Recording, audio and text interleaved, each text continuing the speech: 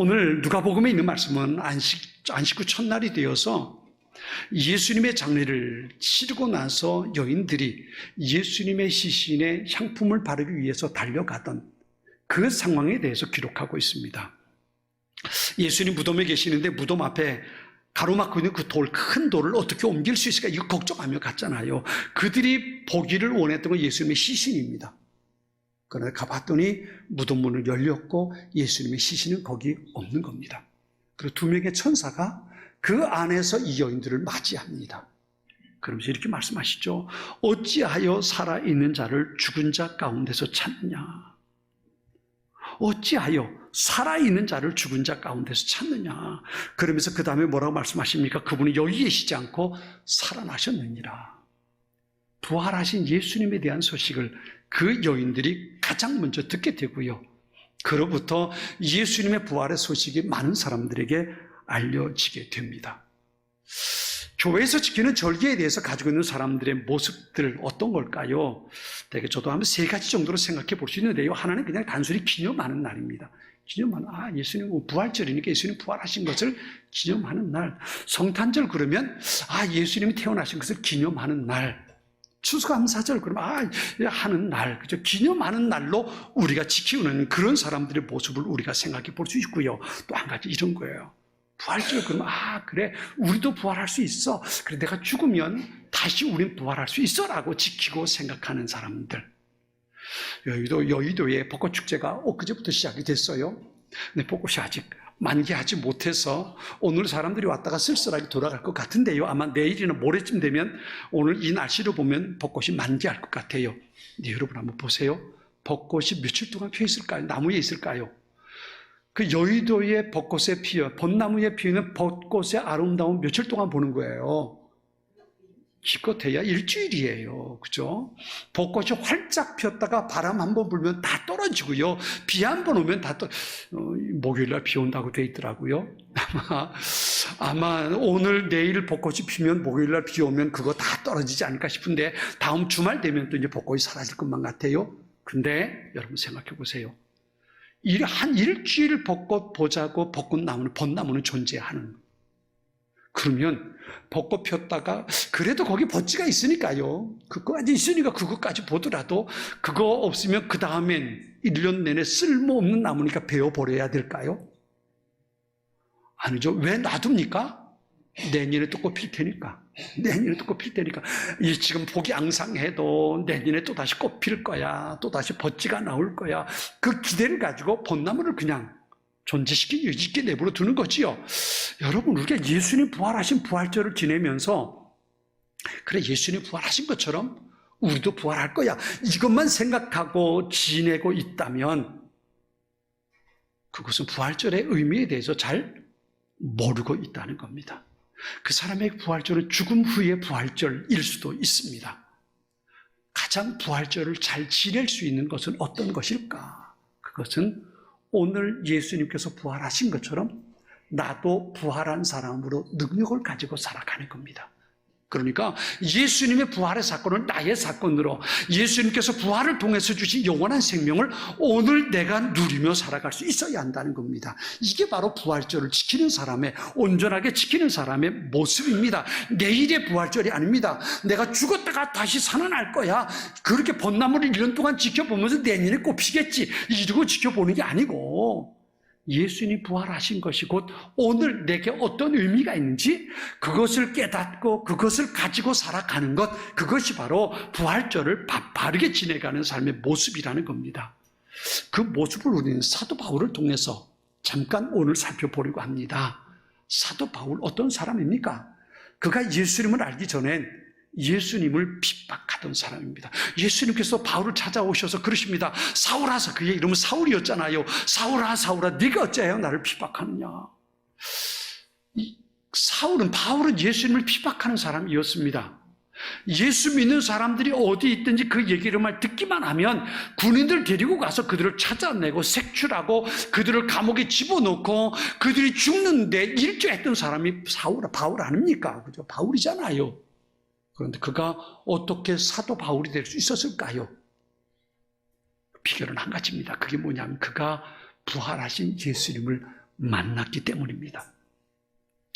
예수 믿는 사람들 잡아다가 감옥에 가두고 괴롭히고 핍박하던 사울, 그 바울이 어떻게 오히려 예수님이 구세주라고, 예수님이 메시아라고, 예수님으로 인해서 우리가 영원한 생명을 누릴 수 있다고 그것을 말하며 다니는 사람이 됐을까요? 심지어 그 전에는 예수 믿는 사람들 잡아다가 감옥에 집어넣는 사람이었는데 이제는 자기가 예수 믿는 사람들을 예수님을 구세주라고 전하면서 감옥에 들어가는 사람이 되었을까요? 그죠? 삶이 180도 변해진 겁니다. 어떻게 이런 일이 일어났을까? 한 가지입니다. 그가 부활하신 예수님을 만났기 때문에 그렇습니다. 사도행전 9장에 보면 이 사건이 기록되어 있는데요. 바울이 예수 믿는 사람들을 잡기 위해서 예루살렘에서 뿐만 아니라 다메섹의 다마스커스 쪽이 이스라엘 땅도 아닙니다.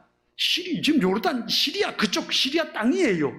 거기에 예수 믿는 사람들이 있다는 얘기를 듣고 영장을 발부받아가지고 그들을 체포하러 가던 길입니다.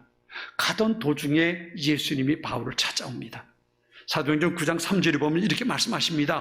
헌연히 하늘로서 빛이 저를 둘러 비추는지라 땅에 엎드러져 들음에 소리 있어 가라사대 사울아 사울아 네가 어찌하여 나를 핍박하느냐 하시거늘 대답하여 주여 니시오니까 가라사대 나는 내가 핍박하는 예수라 말씀하십니다. 바울이 자기를 찾아오신 예수님을 만났다는 겁니다.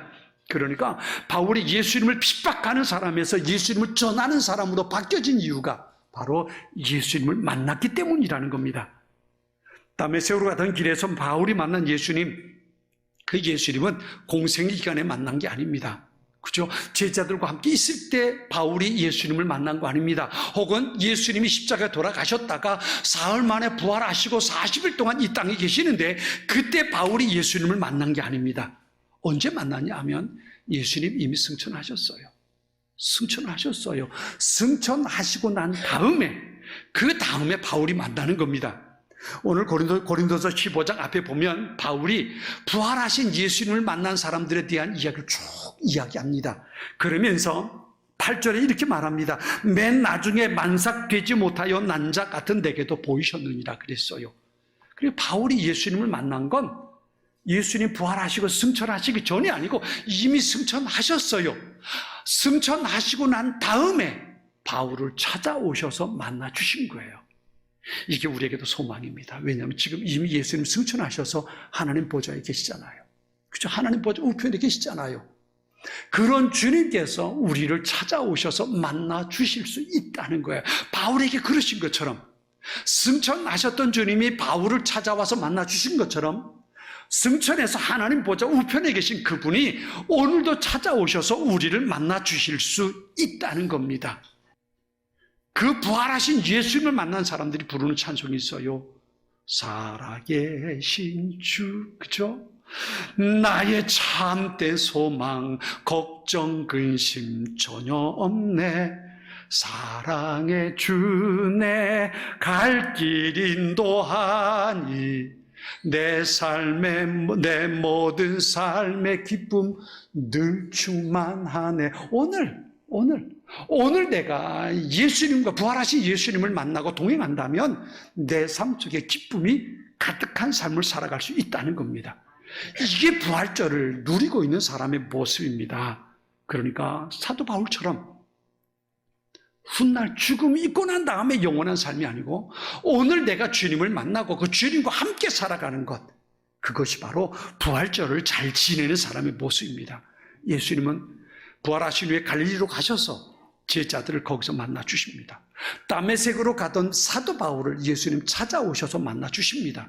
절망의 자리에 있던 사람들 찾아오셔서 예수님을 만나 주십니다. 마찬가지로요, 부활하신 예수님을 우리의 가정에서, 우리의 일터에서, 우리의 삶의 자리에서, 우리가 예배의 자리에서 말씀을 들으면서 우리가 그분을 만나고 그분으로 인해서 우리의 삶에 가득한 그 기쁨을 누리고 살아가는 우리의 삶이 될 수 있어야 한다는 겁니다. 이렇게 예수님을 만난 바울의 삶은 변화를 이루어 갑니다. 부활하신 예수님을 만난 후에 바울의 삶이 어떻게 달라집니까? 말씀드린 것처럼 첫 번째가 그거였어요. 예수님을 핍박하던 사람이 예수님을 전하는 사람이 되는 거예요.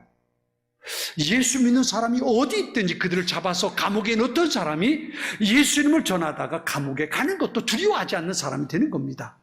어떤 죽음의 위협이 있더라도 바울은 그것을 두려워하지 않았습니다.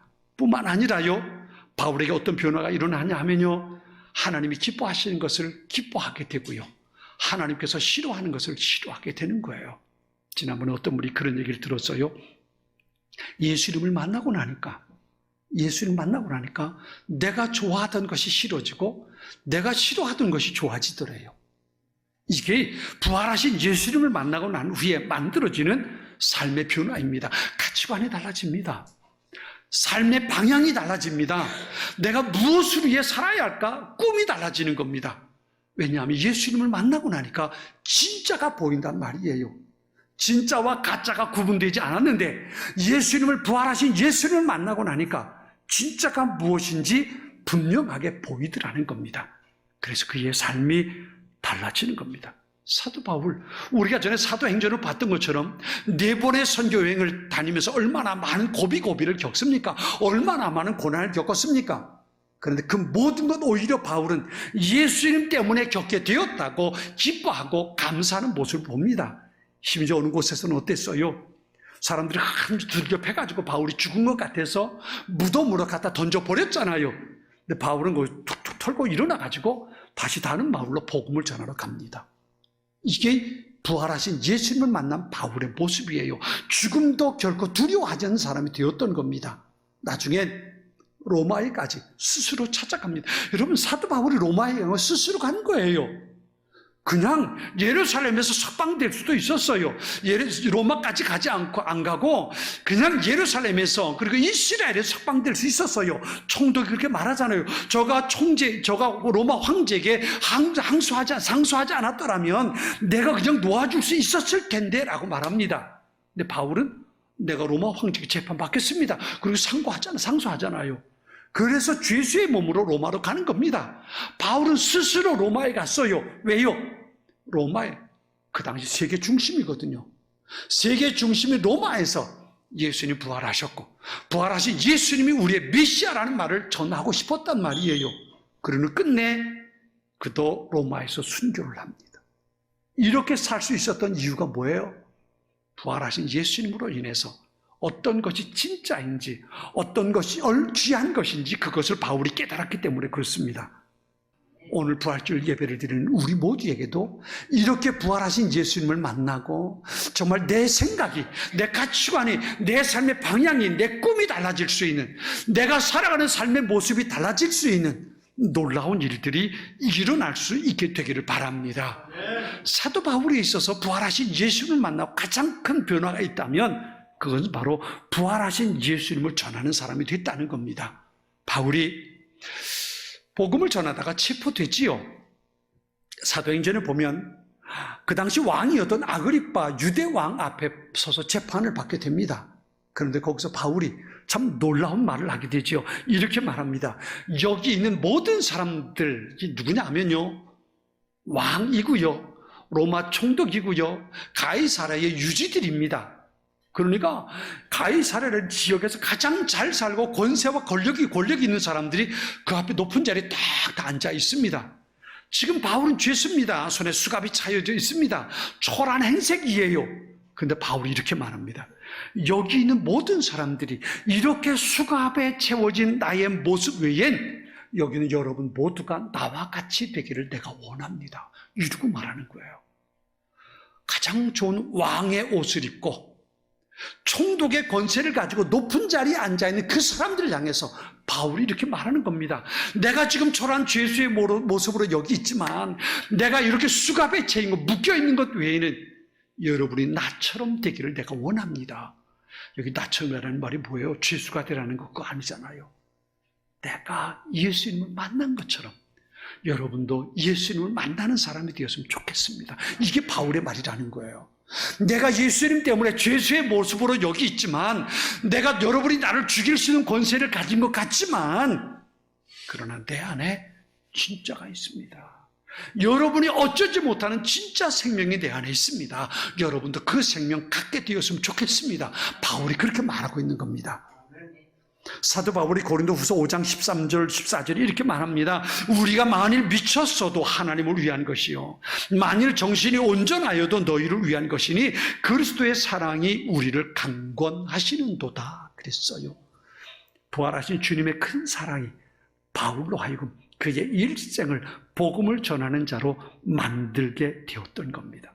사람들이 사도 바울을 보고 아그리빠왕이 그래요. 네가 미쳤다. 네가 미쳤다. 네가 너무 많이 공부했어. 너무 많은 지식을 가지고 그게 아마 너를 미치게 한 것 같다라고 말합니다. 바울은 말하는 거예요. 여러분이 나를 미쳤다고 말하는지 모르지만 그러나 내 안에 진짜가 있습니다. 주님의 사랑이 내 안에 있습니다. 예수님의 부활의 생명이 내 안에 있습니다. 여러분도 이것을 알았으면 좋겠습니다. 바울이 그들을 향해서 그렇게 말하고 있는 겁니다. 지난 주간에 목사님 몇 분하고 식사를 하는데 목사님 한 분이 내가 요새 편두통 때문에 참 힘들어 죽겠다고 이게 자꾸 있어가지고 신경 쓰이고 어렵다고 그랬더니 같이 밥 먹던 목사님이 눈을 크게 뜨더니 목사님 약국 가서 무슨 약 하나 사 먹으라고 그러면 된다고 그리고 얘기를 하는 거예요. 그러면서 하는 말이 내가 지난번에 그래가지고 그 약 사 먹었더니 그 약 먹었더니 내 편두통이 싹 사라졌다고 목사님 약국 가서 그 약 먹으면 된다고 그렇게 얘기를 하더라고요. 여러분 저는 그 모습 보면서 그런 생각이 들었어요. 편두통이 아파서 그 약 사 먹었더니 낫더라. 이것 한번 경험했는데 누군가 편두통에 시달리는 사람 보고 그 약 사 먹으라고 큰 소리 치면서 얘기하는 그 목사님 보면서 우리 예수 믿는 사람들의 모습은 어떨까? 부활하신 예수님을 만나서 내가 영원한 생명을 가진 사람 되었다면 그죠? 내가 부활하신 예수님을 만나서 내가 영원한 생명을 가진 사람 되었다면 아직도 죽음의 두려움 속에 있는 사람에게 내가 해줄 말이 있지 않겠습니까? 그런데 왜 침묵하고 있을까요? 왜 침묵할까요? 왜 아무 소리 못할까요? 효과를 못 봤기 때문에 그렇죠. 그죠? 효과를 못 봤기 때문에. 무슨 말이에요?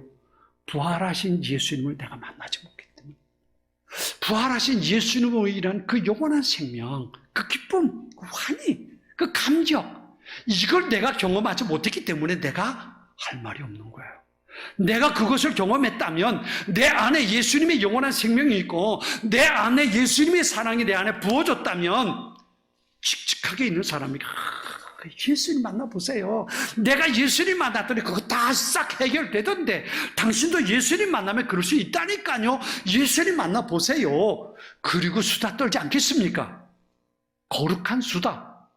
장바다에 가서 이거 10원만 깎아달라고 그리고 떠는 수다가 아니고요. 밥 먹으면서 어느 미용실에 갔더니 거기 미용사가 있는데 그 미용사가 어떻게 이런 수다 말고요. 이런 수다 말고 어디 갔더니 옷이 멋있는 게 싼 게 있더니 이런 수다 말고요. 그런 거 말고 내가 예수님 만났더니 예수님의 사랑이 내 안에 부어졌는데 그 사랑이 얼마나 뜨거운지 당신도 한번 예수님 만나봐라. 이 거룩한 수다쟁이가 되는 비결이 뭐냐 말이에요. 사도 바울은 가는 곳마다 그렇게 수다 떨었잖아요. 어느 곳에 가든지 어느 동네 가든지 누구를 만나든지 이런 거룩한 수다쟁이가 됐다고요. 예수님을 믿어보세요. 예수님 만나보세요. 그분이 당신의 구세주고요. 그분을 만나면 당신의 인생이 달라집니다. 가는 곳마다 만나는 사람들마다 바울은 그런 수다쟁이가 됐잖아요. 그거 듣기 싫은 사람들이 어떻게 했어요? 바울을 때리고 감옥에 가두고 죽이려고 하고 그랬잖아요. 그래도 바울은 두려워하지 않고 그래봤자 니들은 몰라. 니들이 개맛을 알아. 그런 것처럼 말이지요. 예수님 만나 당신도 나처럼 될 수 있어. 예수님 만나봐. 당신 예수님 만나지 않아서 나를 이렇게 하는 거야. 당신도 예수님 만나봐. 빌립보 감옥에서 바울 그러잖아요. 바울이 빌립보 감옥에 갇혔다가 거기서 기도하고 찬송할 때에 감옥문이 열리고 수갑이 풀리고 그런 일이 벌어졌는데 감옥을 지키던 간수가 와가지고 큰일 났단 말이에요. 자기가 지키던 죄수가 도망쳐 버렸으니 이젠 자기가 대신 죽을 수밖에 없어요. 그 자결 하려고 그랬잖아요. 그때 바울이 안에서 야야 수없어 멈춰라. 우리 도망가자고 여기 있다. 그때 간수가 깜짝 놀라가지고 다른 죄수라면 다 도망갔을 텐데 도망가지 않고 거기 그냥 있으니까요. 놀랍잖아요. 간수가 그 바울 앞에 그렇게 말합니다. 도대체 당신들은 누구길래 왜 도망가지 않고 거기 있습니까? 어떻게 하면 그렇게 살 수 있습니까? 나는 어떻게 하면 그렇게 살 수 있습니까? 근데 바울이 그러잖아요. 주 예수를 믿어봐. 예수를 믿어. 그러면 돼. 그러면 되라고 말하잖아요. 죽음 앞에서도 두려워하지 않고 도망갈 수 있는 상황에 도망가지 않고 죽음을 묵묵히 맞이하면서 바울이 말하는 겁니다. 당신도 나처럼 예수 믿어봐. 예수님 만나봐. 그러면 당신의 인생이 달라지는 거야. 바울이 말하잖아요. 부활하신 예수님을 만나면 그와 같은 일들이 벌어지는 거예요.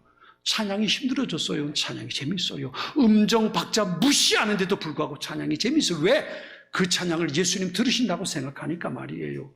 예배 드리는 자리에 오는 게 시간 낭비 같았는데 부활하신 예수님 만나고 나니까 예배 드리는 시간이 행복해지는 거예요. 성경 읽는 게 부담스러웠는데 부활하신 예수님 만나고 나니까 예수님 어떻게 말씀하셨는지 듣고 싶어서 성경의 책을 펼쳐보게 되는 거예요. 이게 부활하신 예수님 만나고 나니까 삶의 모습이 달라지는 거란 말이에요. 저와 여러분에게 그런 일들이 있게 될 수 있기를 축원합니다.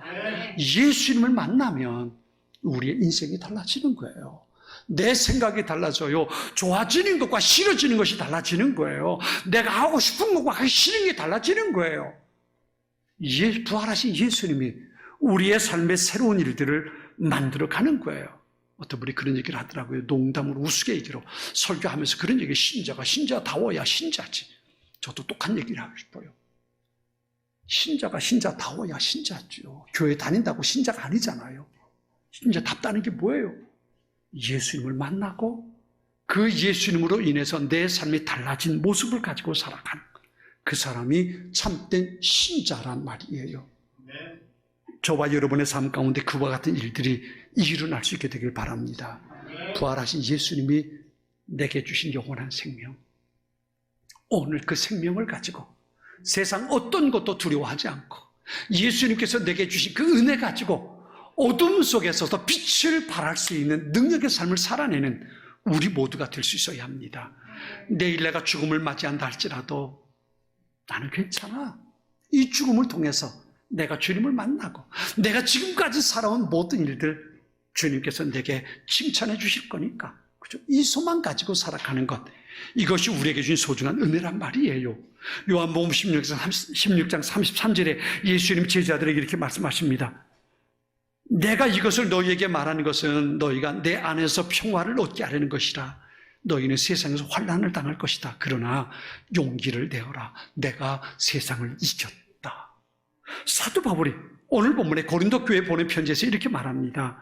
우리 주 예수 그리스도로 말미암아 우리에게 승리를 주시는 하나님께 감사하노니 그러므로 사랑하는 형제들아 견실하며 흔들리지 말고 항상 주의 일에 더욱 힘쓰는 자들이 되라. 이는 너희 수고가 주 안에서 헛되지 않은 줄 압니다. 죽음의 권세를 이기고 부활하신 예수님이 우리의 주님 되심을 믿으시기 바랍니다. 그 주님을 만나고 그 주님으로부터 주시는 영원한 생명을 소유한 능력의 사람들이 되시길 바랍니다. 내가 죽은 후에 부활할 것이 아니라 오늘 그 능력을 가지고 어둠의 권세를 이기고 염려와 근심할 수밖에 없는 상황 속에서도 기뻐하고 감사하며 살아갈 수 있는 부활의 능력을 소유한 하나님의 사람들로 살아갈 수 있게 되기를 축원합니다. 그 사람이 세상을 이긴 승리자입니다.